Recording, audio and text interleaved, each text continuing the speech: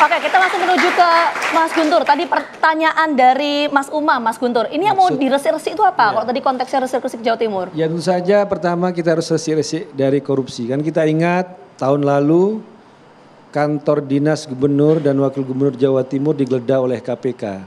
Dan kasus itu soal korupsi masih berjalan sampai sekarang. Jadi yang pertama yang harus dibersihkan dari Jawa Timur itu adalah kasus korupsi. Kemudian yang kedua adalah kemiskinan. Tadi Bung Johan kan menyampaikan ada 9% kemiskinan di Jawa Timur, itu setara dengan 4.180.000 penduduk Jawa Timur masih hidup dalam kemiskinan dari 41 juta. Jadi ini angka yang sangat besar sekali dan ini yang juga harus dibersihkan, bukan orang yang dibersihkan tapi kemiskinannya. Kemiskinan dalam arti dia harus menaikkan levelnya, harus disejahterakan dengan menciptakan lapangan pekerjaan. Ini juga salah satu program yang mau difokuskan oleh Ibu Risma dan Gusan. Dan juga masalah pendidikan, kebodohan, ya kan, membersihkan dari kebodohan.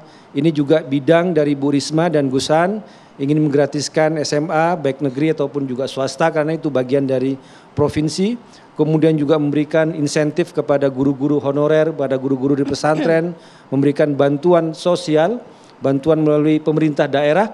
Ini juga menjadi fokus. Jadi resik-resik Jawa Timur, resik dari korupsi, resik dari kemiskinan, resik dari kebodohan, termasuk juga dari birokrasi yang mampet, yang lelet, itu mau dilancarkan. Itu yang tagline sekali dari lagi, resik-resik Jawa Mas Timur. Guntur Romli, kami juga sudah berusaha untuk mengundang tim pendukung dari Ibu Hovifa dan juga Emil Dardak, Bang Herzaki. Kami sangat berharap Bang Herzaki bisa datang ke sini untuk menjawab. Tadi mungkin ada data, ada mungkin fakta yang versinya Mas Guntur Romli itu belum merupakan solusi yang diberikan oleh sang petahana. Harus dijawab sebenarnya sama Bang Herzaki. Iya, tapi nanti kita tunggu ya kehadiran dari Bang Herzaki. Tapi ini kita menuju ke Mas Daniel dulu. Tadi menjawab pertanyaan dari Mas Umam. Soal spesifik tadi untuk penyaluran bantuan UMKM 25 juta rupiah, itu prosesnya distribusinya seperti apa? Kemudian kategorisasinya gimana? Silakan.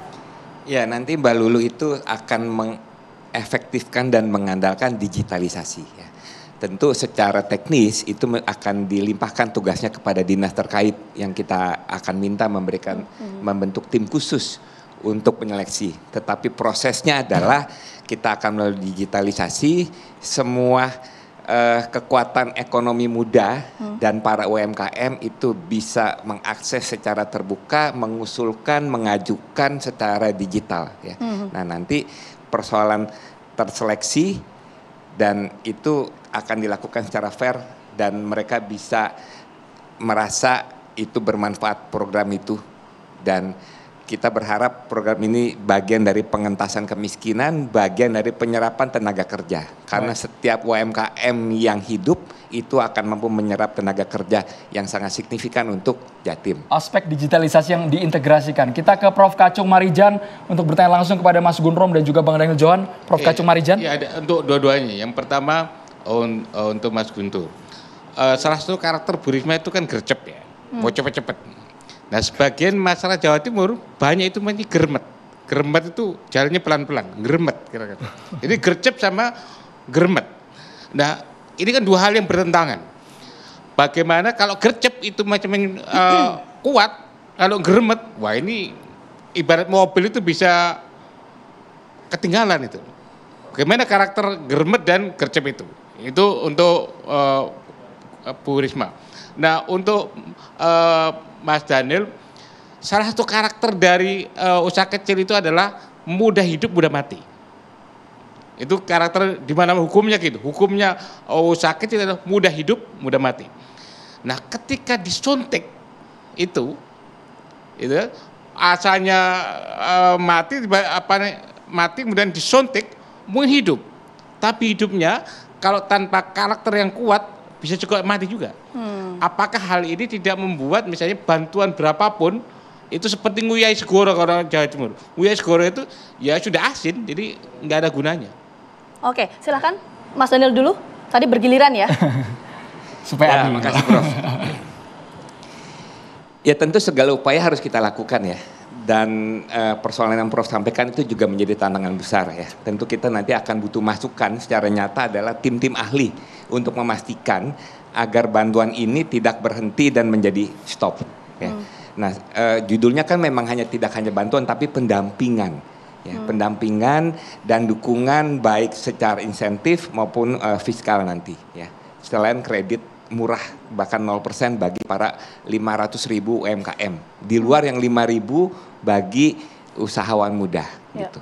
Jadi tentu ini nggak bisa kita kerjakan sendiri. Semua program kalau tidak dikawal dengan baik, tidak punya landasan gagasan yang kuat dan implementasi detail secara detail ya kegagalannya besar. Tapi kita berharap semua program kita akan kawal sampai sedetail mungkin. Oke, tapi belum terjawab sebetulnya soal penguatan SDM-nya. Penguatan SDM yang dipertanyakan sebetulnya. Tapi nanti kita akan bahas lebih lanjut termasuk Mas Guntur. Nanti akan kami beri kesempatan untuk menjawab. Tapi kita jeda dulu. Kami kembali hadir saat lagi untuk Anda. Tetap bersama kami. Kita langsung ke Bang Daniel Johan melanjutkan tadi pendalaman dari para panelis. Bukan hanya perihal distribusi bantuan untuk UMKM, tapi penguatan SDM-nya agar dana tersebut bisa tepat sasaran dan betul-betul bisa dijalankan sesuai dengan fungsinya. Bang Daniel Johan. Ya, makasih.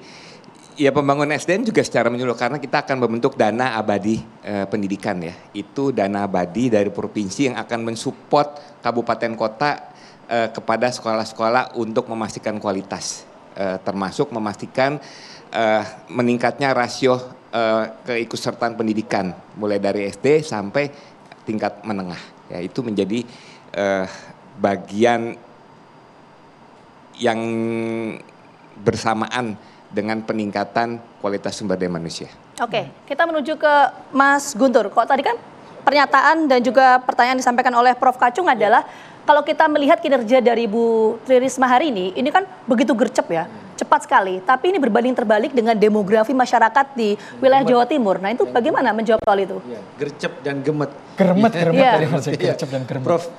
Kacung ini kan warga Surabaya, memang mengetahui Ibu Risma menjadi wali kota 2 periode. Jadi memang Ibu Risma ini orangnya mudah tersentuh. Kemarin itu sempat menangis waktu ke Situbondo ketika mendengar ada guru honorer di pesantren yang masih dibayar 150.000 per bulan. Tapi sisi emosi Ibu Risma itu juga adalah kekuatan. Bagaimana beliau tuh langsung bereaksi dan langsung bertindak tanpa menunggu ragu-ragu gitu. Nah, bagaimana menghadapi sebagian masyarakat yang mungkin lelet atau lambat? Menurut saya yang terbukti dari Ibu Risma adalah dengan memberikan solusi, memimpin dengan contoh, memimpin dengan tindakan, menjadi tauladan. Jadi dia langsung terjun ke lapangan, langsung ke jalan.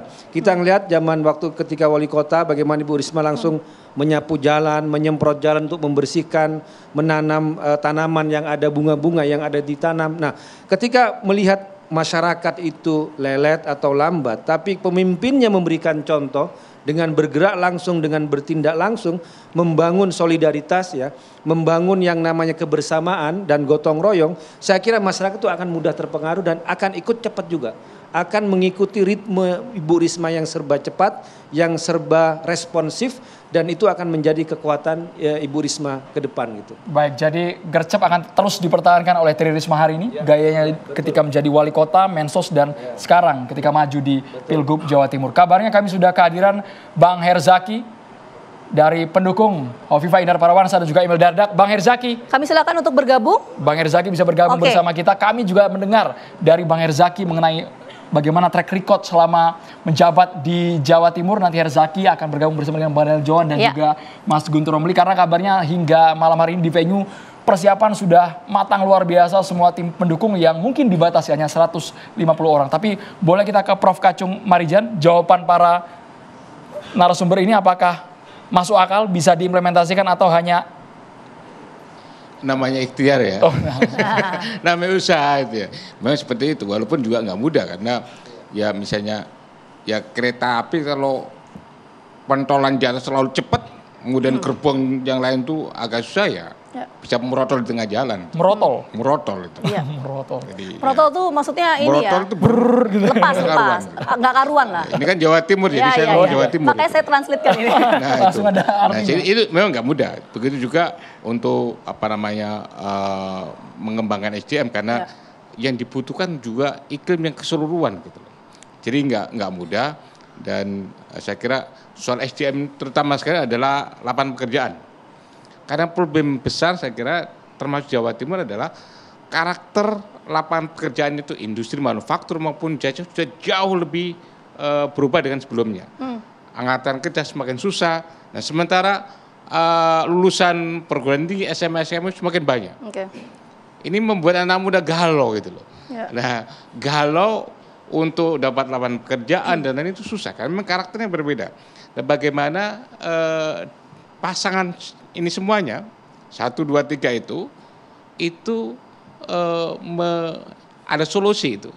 Ketika karakter industri manufaktur jasa yang less tenaga kerja, sementara angkatan kerja itu meludak di mana-mana, ini kan bisa melahirkan revolusi frustrasi di kalangan anak-anak muda itu untuk lapangan pekerjaan. Oke, baik. Nanti kita akan mengulas lebih lengkap selain program kerja juga tadi ya, masih ada pertanyaan menggantung soal pertarungan perebutan suara NU di Pilkada Jawa Timur, tapi nanti kita akan bahas usai jeda berikut, tetap bersama kami.